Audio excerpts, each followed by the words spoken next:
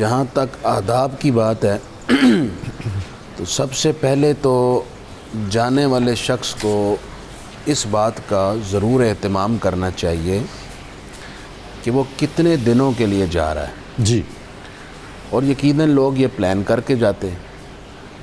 یہ بات میں اس جہت سے کہہ رہا ہوں کہ آپ اگر وہاں موجود ہیں اور آپ کا دل بھر چکا ہے اور آپ کے دل میں یہ ابال اٹھ رہا ہے یار واپس چلیے، اللہ اکبر، گھر کی یاد آ رہی ہے، تو یہ بھی خلاف ادب ہے. اللہ اللہ.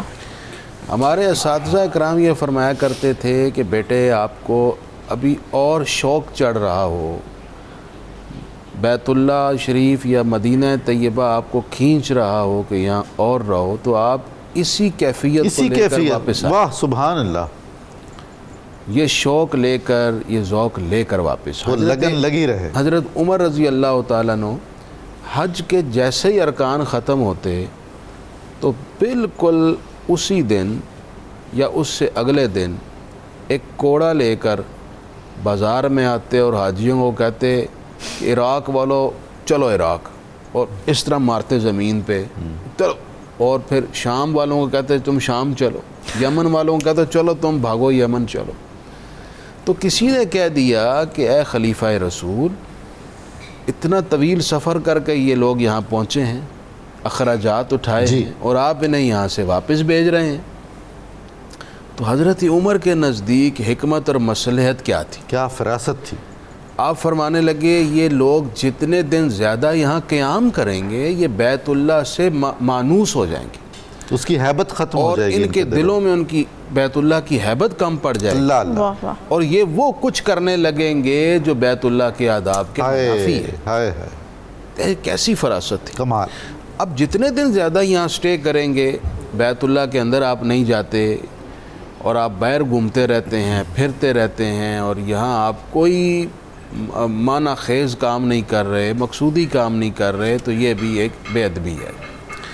دوسرا خاص ادب یہ ہے کہ ہم جتنے دن بیت اللہ میں یا مدینہ طیبہ میں رہیں، ہم کوشش کریں کہ تمام نمازیں ہماری حرم شریف کے اندر ادا ہوں. جی.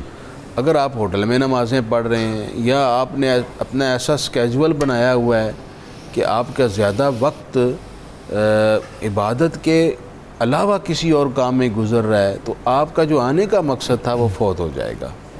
آپ کو ایک ٹارگٹ سیٹ کرنا چاہیے کہ میں نے نمازیں وہاں پڑھنی ہے، میں نے وہاں 1 قرآن ختم کرنا ہے، 2 قرآن ختم کرنے ہیں، میں نے وہاں درود شریف زیادہ پڑھنا ہے، میں نے تسبیحات زیادہ پڑھنی ہے. اہتمام ہونا چاہیے. بالکل صحیح. تیسری جو خاص بات یہ ہے جس سے آج کل بچنا میں سمجھتا ہوں کہ بہت ضروری ہے، وہ ہے موبائل. جی. اب جس کو دیکھیے بیت اللہ کے سامنے کھڑے ہیں، اللہ اکبر، اور لائیو کال پہ اپنے گھر والوں کو، دوستوں کو لیا ہوا ہے، یا ٹک ٹاکس بن رہی ہیں. اللہ غارت کرے اس سوچ کو، بڑے افسوسناک. یہ کیا ہے کہ آپ کہاں کھڑے ہیں؟ اللہ کے گھر میں کھڑے ہیں جہاں ملائکہ کا ازدحام ہے، اہل اللہ موجود ہیں، اللہ کی رحمت برس رہی.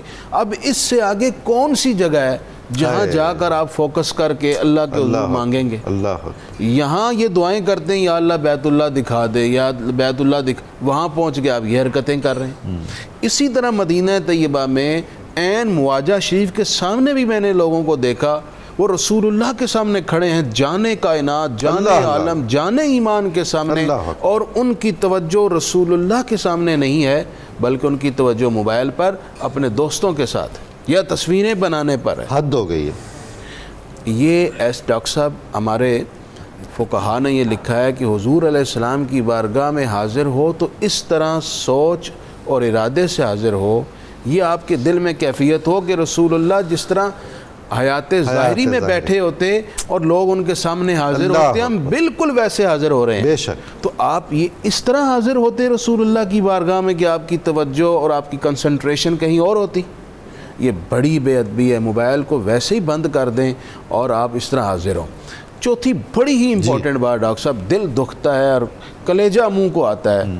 میں نے مواجہ شریف کے سامنے بھی دیکھا ہے اور بیت اللہ شریف کے سامنے خود اپنی آنکھوں سے دیکھا ہے، لوگوں نے جوتے اٹھائے ہوئے ہوتے ہیں. یہی جوتے آپ واش رومز میں پہن کے جاتے ہیں، یہی جوتے آپ کہاں کہاں پہن کے جاتے ہیں. یہ جوتے اتنے قیمتی ہیں, آپ اٹھا کر کہاں آج گئے ہیں؟ بیت اللہ میں, مطاف میں, اور پھر ہر جگہ رسول اللہ کے سامنے.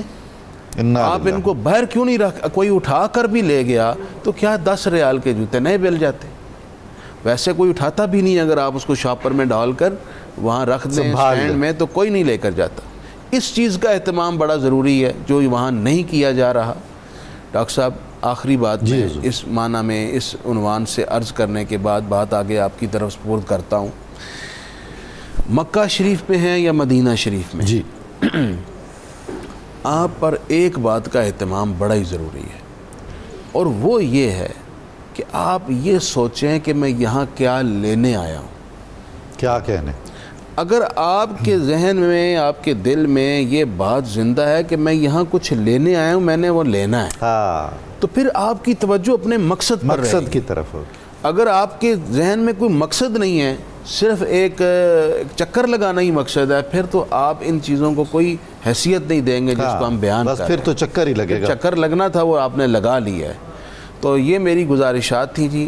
بڑا موبائل, خاص طور پر موبائل کے حوالے سے آپ بھی ساتھ تھے, آپ کی قیادت میں ہم کربلا میں حاضر ہوئے, نجف میں حاضر ہوئے. آپ نے دیکھا وہاں حرم میں جانے سے قبل موبائل سارے لوگ باہر ایک صندوق میں جمع کروا دیتے ہیں, چھوٹے چھوٹے باکسز بنے بڑی ہوئے, تربیت تھی جی وہاں سب کے موبائل جمع ہو جاتے ہیں, کوئی موبائل سمیت اندر جاتا ہی نہیں.